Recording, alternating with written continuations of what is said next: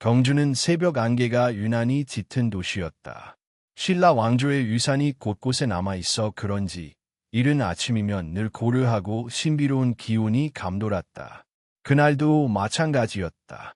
경주지방법원 건물을 감싸는 안개는 마치 오래된 전설 속 영혼들이 숨을 고르는 듯 무겁고 묵직했다. 법원 앞마당의 은행나무는 바람에 흔들렸고 떨어진 잎들은 차가운 바닥 위에서 잔잔하게 굴러갔다. 사람들은 오랜만에 열리는 중요한 재판을 보기 위해 일찍부터 모여들고 있었다. 그들 사이에서는 이미 익숙한 이름이 오르내리고 있었다. 김준혁. 대한민국에서 가장 엄격하고 차가운 판사로 알려진 남자. 그는 오직 법과 증거만을 믿는 사람이라고 소문났다. 어떤 사연이든 감정이든 그의 마음을 움직일 수 없었고 그가 내린 판결은 늘 냉철하고 가차 없었다. 법정 내부는 한옥 양식과 현대식 구조물이 절묘하게 뒤섞여 있는 독특한 공간이었다. 나무 기둥과 종이 창문이 남아있지만 재판장이 앉는 판사석은 최신식 전동 휠체어가 자리하고 있었다. 그리고 바로 그 휠체어의 주인이 오늘 이 재판을 담당할 김준혁 판사였다. 김준혁은 법정 뒤편의 비공개 통로를 통해 조용히 들어왔다. 15회 동안 그는 늘 그 전동 휠체어의 유지에 움직였다. 흰 머리가 성성한 그의 모습은 단단하고 강직한 이미지와 잘 어울렸다. 얼굴에는 깊은 주름이 패여 있었고 입가에는 오래전부터 내려앉은 무표정이 굳어 있었다. 그 표정은 삶의 모든 감정적 동요를 억눌러온 남자의 흔적이었다. 그는 판사석 앞에 멈춰 섰다. 법원 직원이 문을 열어주자 그는 천천히 휠체어를 앞쪽으로 몰았다. 법정 안에 있던 사람들은 즉시 조용해졌다. 누군가가 작은 목소리로 속삭였다.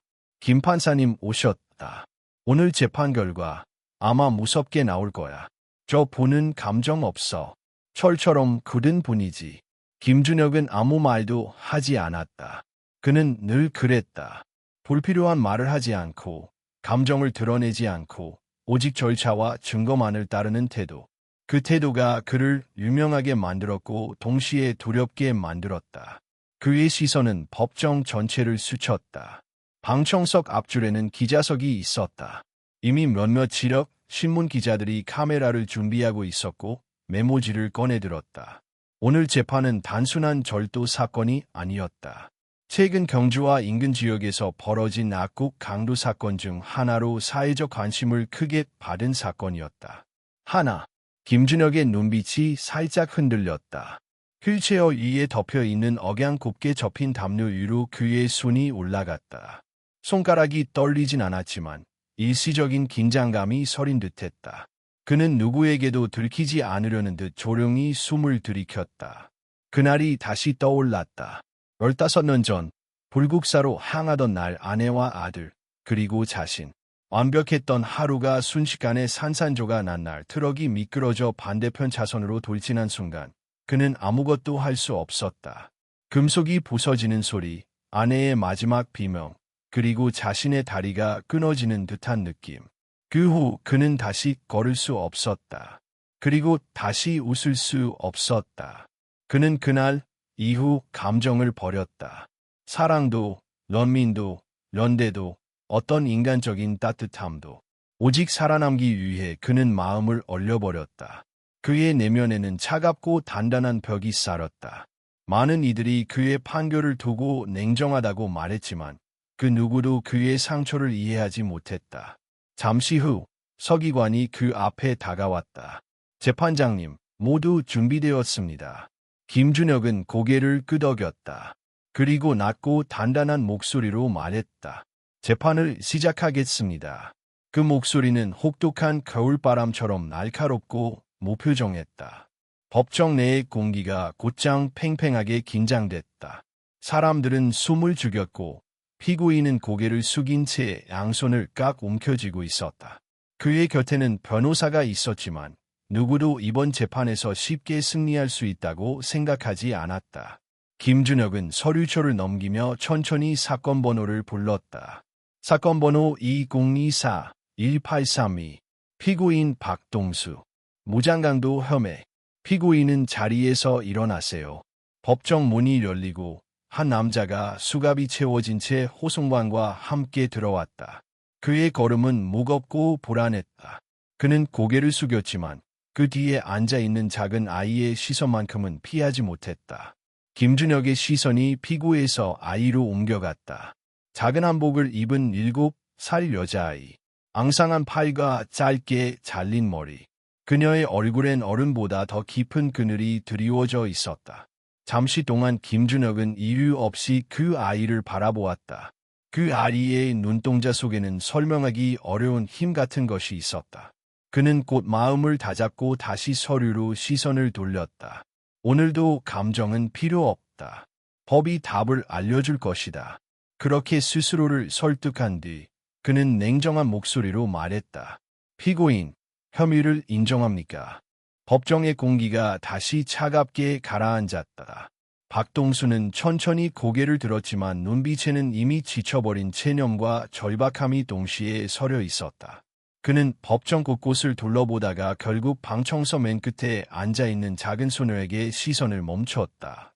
그 소녀는 마치 숨을 쉬는 것조차 조심스러운 듯 두 손을 무릎 위에 모으고 있었다. 그녀의 얼굴은 희고 창백했으며 머리카락은 항암 치료로 인해 짧고 성기게 자라 있었다. 박동수는 떨리는 목소리로 대답했다. 아닙니다. 저는 그런 짓을 하지 않았습니다. 재판장님. 그의 말은 확신과 절박함이 뒤섞인 호소였다. 하지만 누구도 쉽게 믿으려 하지 않았다. 많은 이들은 이미 CCTV와 증거들을 기사로 접했고 대부분은 이 사건이 단순한 가난한 가장이 저지른 범죄라고 생각했다. 김준혁은 감정 없는 눈으로 박동수를 내려다보았다. 마치 인간의 살원에 어떤 동요도 느끼지 못하는 사람처럼 겉모습은 완벽히 차가웠다. 검사, 증거를 제시하십시오. 젊은 검사 한지우가 자리에서 일어섰다. 그는 깔끔한 정장을 입고 있었고 그의 자신감 넘치는 표정은 이미 승리를 예감하는 듯했다. 존경하는 재판장님, 이 사건의 증거는 명백합니다. 그는 프레젠테이션 화면을 켜며 말하기 시작했다. 첫째, 사건 당일 약국 내부 CCTV에 피고인과 동일한 체격, 동일한 얼굴 구조의 남성이 등장합니다. 엉상입니다. 모두의 시선이 스크린으로 향했다. 흐릿하지만 분명한 모습. 검은 모자를 눌러 쓴 남자가 칼을 들고 약국 직원에게 소리를 지르며 금전함을 털어가는 장면이었다. 화면 속 남자의 볼에 있는 희미한 흉터가 클로즈업되자 방청석에서는 낮은 웅성거림이 흘러나왔다. 박동수의 오른쪽 볼에도 똑같은 흉터가 있었다. 둘째, 사건 당시 피고인의 휴대전화 위치는 약국 반경 300m 이내로 확인되었습니다.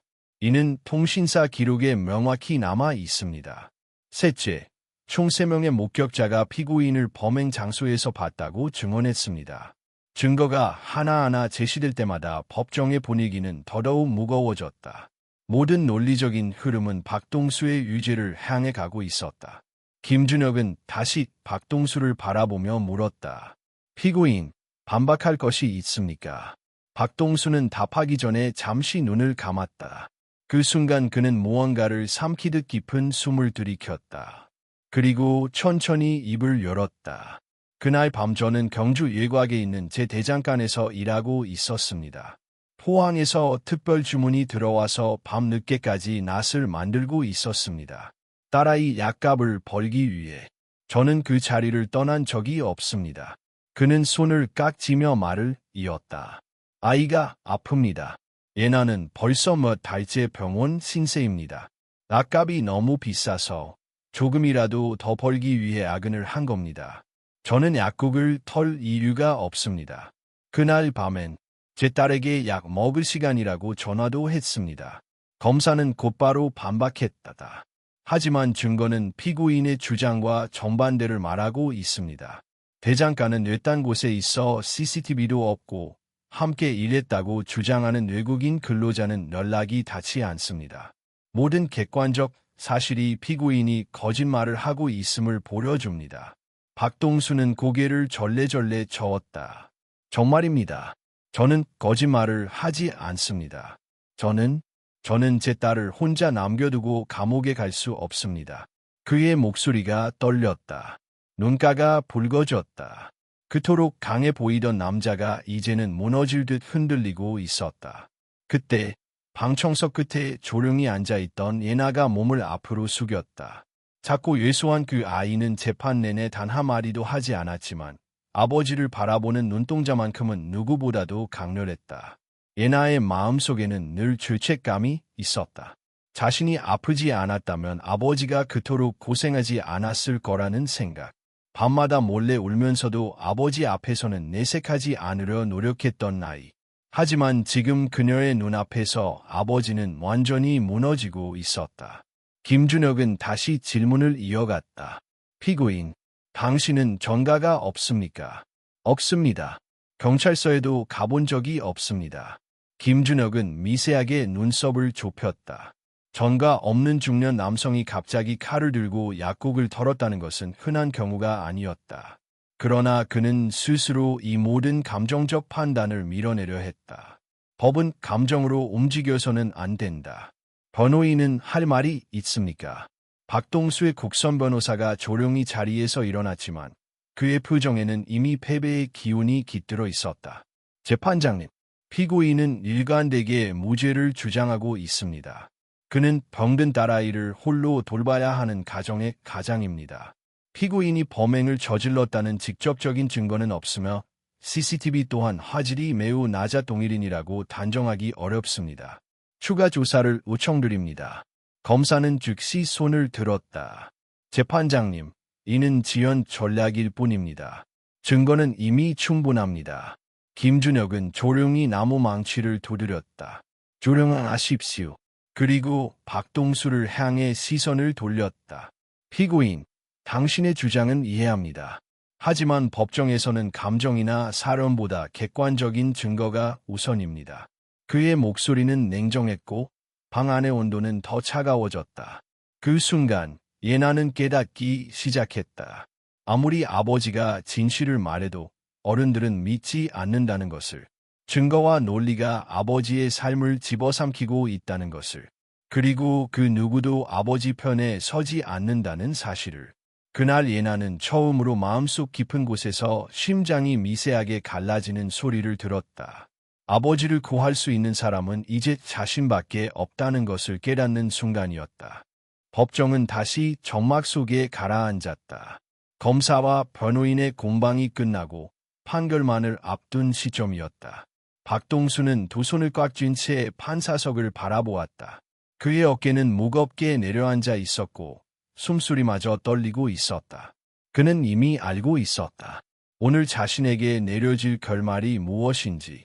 아무리 외쳐도 법은 자신 같은 사람에게 관대하지 않다는 사실을. 김준혁 판사는 마지막으로 서류를 넘기며 말했다. 최종 판단을 내리기 전에 혹시 추가 진술이나 제출할 증거가 있는 분은 말씀하십시오. 그 말이 떨어지자마자 법정은 잠시 정적에 잠겼다. 그 누구도 움직이지 않았다. 모든 이들이 이제 곧 내려질 냉혹한 판결을 기다리고 있었다. 그때였다. 작고 떨리지만 분명한 목소리가 법정 뒤편에서 울렸다. 모두가 일제히 뒤를 돌아보았다. 그곳에는 앙상한 팔을 가진 7살 여자아이 박예나가 서 있었다. 그녀는 천천히 자리를 벗어나 통로 쪽으로 걸어 나왔다. 가벼운 고무신이 바닥에 닿을 때마다 법정 전체가 숨을 죽였다. 김준혁은 눈썹을 살짝 찌푸렸다. 어린이, 지금은 장난을 칠 시간이 아닙니다. 법정 질서를 방해하면 안 됩니다. 예나는 멈추지 않았다. 그녀의 걸음은 흔들렸지만 단단했다. 장난 아니에요. 저는 정말 중요한 얘기를 할 수 있어요. 법정 곳곳에서 웅성거림이 올라왔다. 몇몇 방청객들은 황당하다는 표정을 감추지 못했고 몇몇은 애써 웃음을 삼키려 고개를 돌렸다. 검사가 일어나 일쳤다. 재판장님, 미성년자의 개입은 재판 절차상 허용되지 않습니다. 이건 명백한 방해 행위입니다. 그러나 김준혁은 그를 제지했다. 조용히 하십시오. 아이가 무슨 말을 하려는지 한번 들어보겠습니다. 그 말에 방청객들은 다시 술렁였다. 김준혁은 자신도 왜 이런 결정을 내리는지 알 수 없었다. 그러나 아이의 눈빛 속에서 설명할 수 없는 무언가를 느꼈다. 그것은 거짓을 꾸밀 줄 모르는 순수함과 동시에 어른을 뛰어넘는 어떤 의지였다. 예나는 판사석 바로 앞까지 걸어왔다. 그녀의 호흡은 가빴고 이마에는 식은 땀이 맺혀 있었다. 하지만 눈은 단단히 빛을 띠고 있었다. 재판장님, 저희 아빠는 그런 일을 하지 않았어요. 저는 알아요. 김준혁은 담담히 물었다. 내가 어떻게 안다는 것이지? 예나는 조심스럽게 낡은 휴대폰을 꺼냈다. 이건 제 핸드폰이에요. 아빠가 매일 밤 약 먹으라고 전화해줬어요. 그날 밤도 9시 30분에 전화 왔어요. 그때 대장간 소리가 들렸어요. 법정 곳곳에서 작은 탄성이 흘렀다.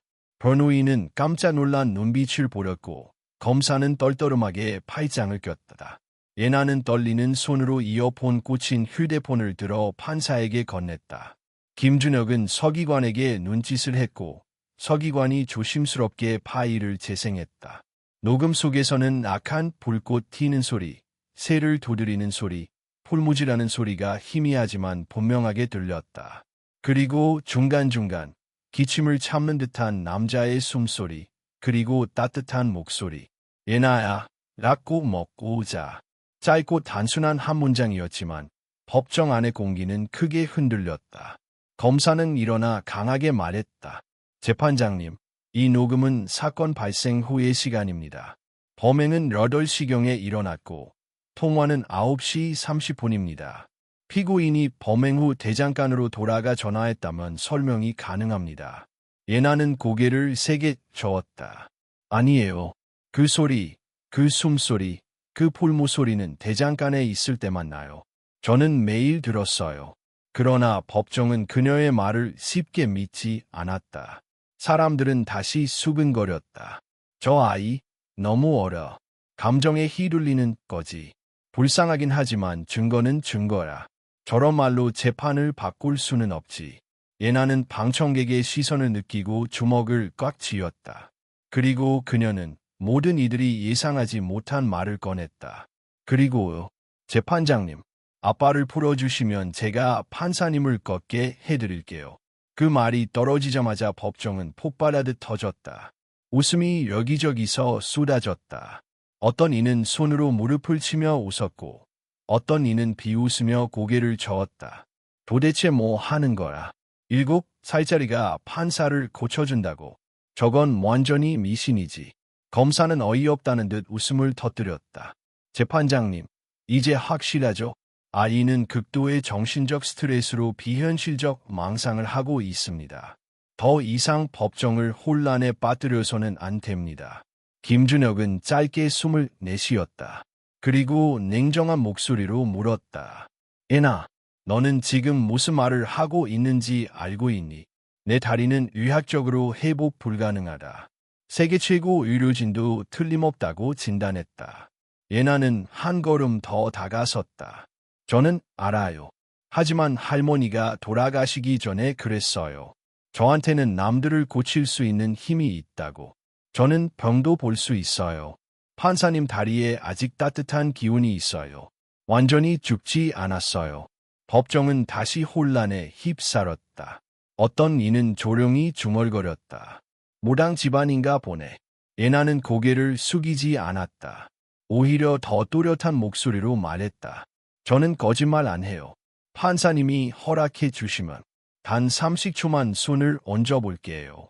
그 말에 모두가 판사를 바라보았다. 김준혁은 마음속 깊이 흔들리고 있었다. 하지만 그는 그 사실을 누구에게도 들키고 싶지 않았다. 50여 년을 살면서 기적이란 것을 믿어본 적 없고 15년을 앉아서 살아오며 희망이란 말을 혐오해왔다. 그럼에도 불구하고 그 아이의 눈을 보자 그는 이상하게도 외면할 수 없었다. 잠시 후 그는 조용히 말했다.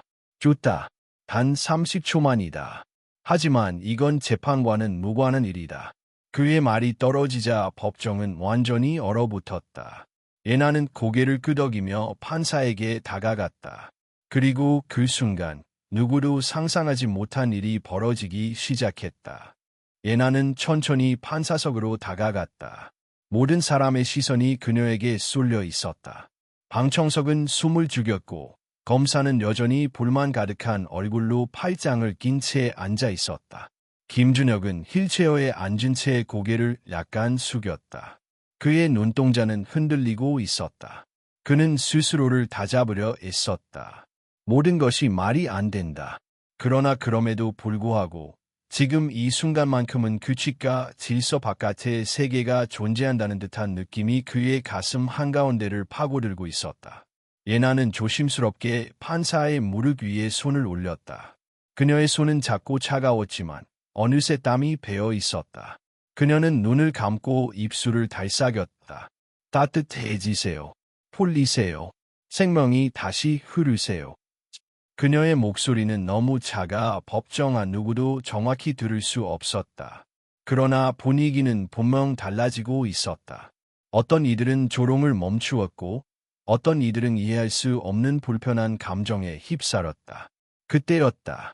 예나의 코에서 갑자기 피가 한 줄기 흘러내렸다. 그녀는 아프다는 말도 하지 않고 그대로 눈을 감은 채 집중을 이어갔다. 붉은 피는 그녀의 턱을 타고 떨어져 판사석 앞 흰대리석 바닥에 조용히 맺혔다. 방청석에서는 숨죽인 탄성이 터졌다. 김준혁은 갑자기 자신의 무릎 부근에서 알 수 없는 감각을 느꼈다. 처음엔 아주 미세한 저림이었다. 찬물 속에 오래 담근 손끝이 조금씩 살아나는 느낌. 그런 다음 조금씩 온기가 퍼지기 시작했다. 뜨겁지도 차갑지도 않은 이상하게 익숙한 느낌이었다. 심장이 순간 멎는 듯했다. 그는 무심코 다리를 움찔했지만 그 작은 움직임조차 자신을 경악하게 만들었다. 그의 두 눈이 크게 떴다. 15년 무감각의 시간. 바늘로 찔러도 아무 느낌 없던 달이었다. 그런데 지금 이 순간 그가 느끼고 있었다. 그는 예나를 내려다보았다. 그녀의 얼굴은 창백했고 피는 멈추지 않고 흘러내리고 있었다. 손바닥은 여전히 무릎 위에 얹어 있었고 입술은 미세하게 떨리고 있었다. 그 순간 한주 검사가 자리에서 벌떡 일어났다. 재판장님, 이건 명백한 법정 모독입니다. 어린아이가 무속행위를 빙자해 재판을 농락하고 있습니다. 지금 이 장면은 분명 영상으로 퍼질 것이고 법원의 신뢰에 큰 타격을 줄 것입니다. 그의 목소리는 날카롭고 분노에 가득 차 있었다. 김준혁은 갑작스럽게 현실로 끌려온 듯 고개를 돌렸다. 다시 그는 자신의 다리를 내려다보았다. 느낌은 아직도 있었다. 그러나 그는 애써 눈을 감고 숨을 들이켰다. 그만하십시오. 그의 말에 예나는 조용히 손을 내렸다. 그리고 휘청이며 뒷걸음질이 쳤다. 그녀의 코와 입가에는 선혈이 묻어 있었고 옷은 땀으로 젖어 있었다. 김준혁은 몇 초간 침묵했다. 그리고 조용히 입을 열었다. 방금 행위는 재판과 무관한 것으로 간주합니다. 재판은 감정이 아닌 객관적인 증거와 법률에 따라 이루어져야 합니다. 예나는 고개를 떨궜다. 하지만 진짜였는데요. 그녀의 목소리는 거의 속삭임에 가까웠다. 김준혁은 마치 아무 일도 없었던 듯 다시 서류처를 넘겼다. 그의 눈빛은 차갑게 되돌아가 있었다. 그리고 손에 든 나무망치를 조용히 들어올렸다. 이제 판결을 내리겠습니다. 박동수는 고개를 들었고 방청석도 일제히 긴장했다. 피고인 박동수는 강도 혐의에 대해 징역 10년을 선고합니다. 그 말이 떨어지는 순간 법정 안의 공기는 다시 얼어붙었다. 예나는 숨을 멈춘 듯한 표정으로 판사를 바라보았고 박동수는 눈을 감았다. 입술이 떨리고 있었지만 아무 말도 하지 않았다. 그는 딸아이를 향해 고개를 돌렸다. 예나의 눈가에는 눈물이 고여 있었다. 그러나 그녀는 울지 않았다. 대신 그녀는 아주 조용히 힘없이 웃었다. 괜찮아. 아빠, 괜찮아. 김준혁은 휠체어를 천천히 뒤로 물렸다. 그리고 법정을 떠나기 직전 아주 잠시 동안 뒤를 돌아보았다. 예나는 그를 바라보고 있었다. 눈물도 미소도 없이 단지 아주 깊고 조용한 눈빛으로. 그 순간 김준혁은 알 수 없는 감정에 사로잡혔다. 그는 판결을 내렸지만 자신이 이겼다는 느낌이 들지 않았다. 오히려 무엇인가 본질적인 것을 외면했다는 죄책감이 가슴 깊은 곳에서 미세하게 흔들리고 있었다. 그날 저녁, 그는 집무실로 돌아왔다. 변호인과 검사는 모두 떠났고 불은 꺼져 있었다. 조용한 방 안에서 그는 홀로 남았다. 그리고 아무도 보지 않는 그곳에서 그는 조용히 다리를 바라보았다. 무릎 위에 아직도 예나의 손자국이 남아있는 듯했다. 그리고 아주 천천히 그는 자신의 왼쪽 발가락을 움직여 보았다. 움직였다. 그는 충격에 휩싸인 채 두 손으로 입을 가렸다. 눈물이 터져 나오려는 것을 막기 위해서였다. 그는 세상에서 가장 냉정한 사람이었다. 감정이란 단어는 그에게 사치였다.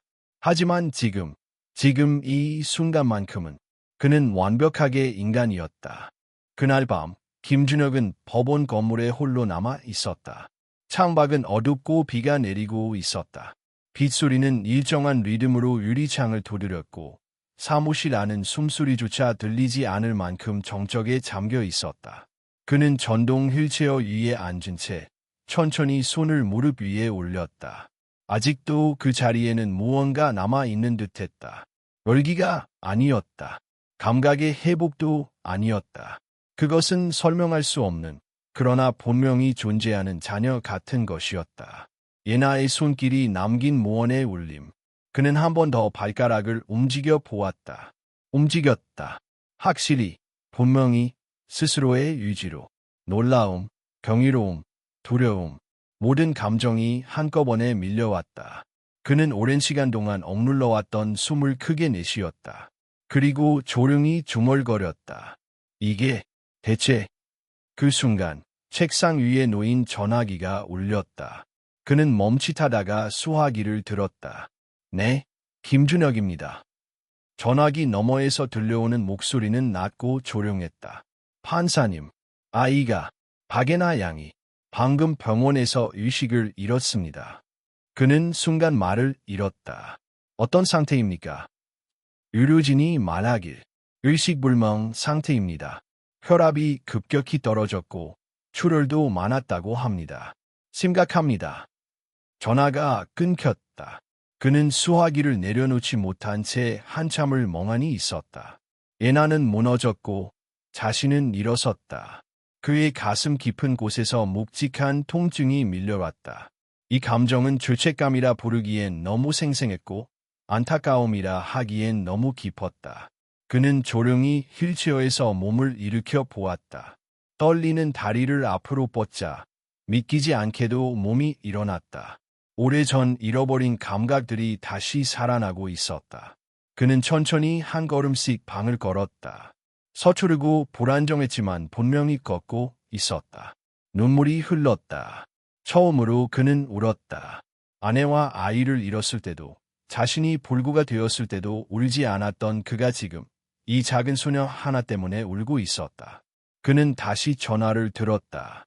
이번엔 긴 망설임 없이 단호하게 말했다. 박동수 사건, 다시 열어라겠습니다. 새로운 증거와 진술이 반영되지 않았습니다. 하지만 판결이 내려졌는데 다시 열 수 있습니다. 재심 청구를 내가 직접 제출하겠습니다. 다음 날 전국 뉴스에 놀라운 소식이 전해졌다.